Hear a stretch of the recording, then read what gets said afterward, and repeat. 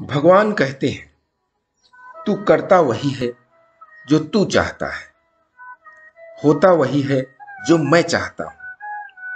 तू वही कर जो मैं चाहता हूं, फिर वही होगा जो तू चाहता है। नमस्कार दोस्तों, मेरा नाम प्रेम प्रकाश पांडे है। आज अपने चैनल पर एक नई प्रेरणादायक कहानी लेकर के आया हूं।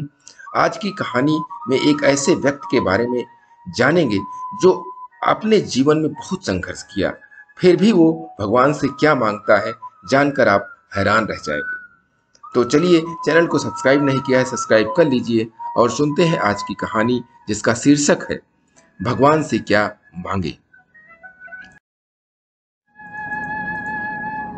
1884 में नरेंद्र के पिताजी का स्वर्गवास हुआ और उनके जीत जाते ही घर की स्थिति खराब हो गई। जिन लोगों से उनके पिता ने कर्जा लिया था, वे बार बार घर पर पैसे मांगने आने लगे और उनके पैसे चुकाने में घर की सारी पूंजी चली गई। उनकी चाची ने उनके परिवार को घर से अलग कर दिया। अब 7 सदस्यों के परिवार का भार नरेंद्र के ऊपर आ पड़ा। नरेंद्र उस समय लॉ के प्रथम वर्ष में था, पर घर की परिस्थितियों को देखते हुए उसने लॉ छोड़ दिया और नौकरी की तलाश करने लगा। घर की परिस्थितियां इतनी खराब हो गई थी कि कभी कभी दिन में एक बार ही भोजन हो पाता था। नरेंद्र दिन दिन भर कंपनियों के और ऑफिसों के चक्कर लगाता था ताकि एक नौकरी मिल सके जिससे घर का खर्चा चल सके, पर बहुत प्रयास करने पर भी कोई नौकरी नहीं मिली।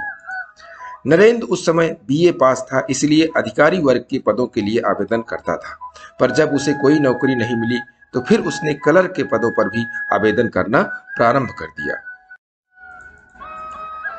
दिन दिन भर भूखे प्यासे पैदल चलकर उसने कई इंटरव्यू दिए, पर कहीं भी उसे एक नौकरी नहीं मिल सकी। इसी तरह एक दिन वह इंटरव्यू में रिजेक्ट होकर लौट रहा था, तभी अचानक सड़क के किनारे बेहोश होकर गिर पड़ा।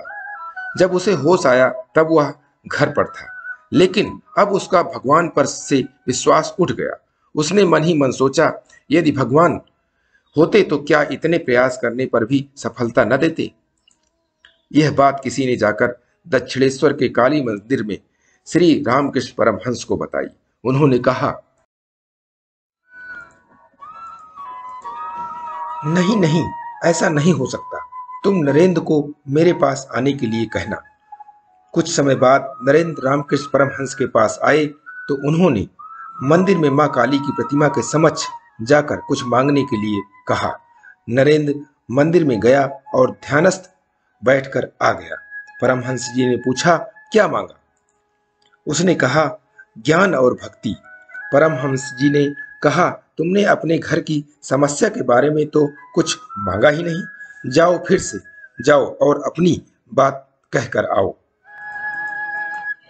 ऐसी 3 बार हुआ, पर यह पूछने पर कि उसने क्या मांगा, एक ही जवाब मिलता, ज्ञान और भक्ति। परमहंस जी ने कहा, तुम अपनी समस्या के बारे में क्यों नहीं कुछ मांगते? नरेंद्र ने उत्तर दिया, क्या ईश्वर से इतनी तुच्छ चीजें मांगू? परमहंस जी मुस्कुरा रहे थे और समझ चुके थे कि नरेंद्र का ईश्वर से विश्वास नहीं उठा है। वह निराशा के कारण ऐसा बोल गया था।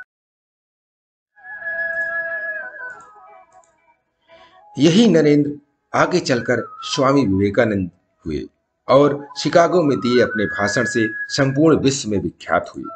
दोस्तों, महात्मा जी जिस दौर से गुजरे वह दौर बहुतों की जिंदगी में आता है, पर ऐसा होने पर आप घबराएं नहीं और निराश तो बिल्कुल भी ना हो। ईश्वर ने आपके लिए कुछ और सोच रखा है।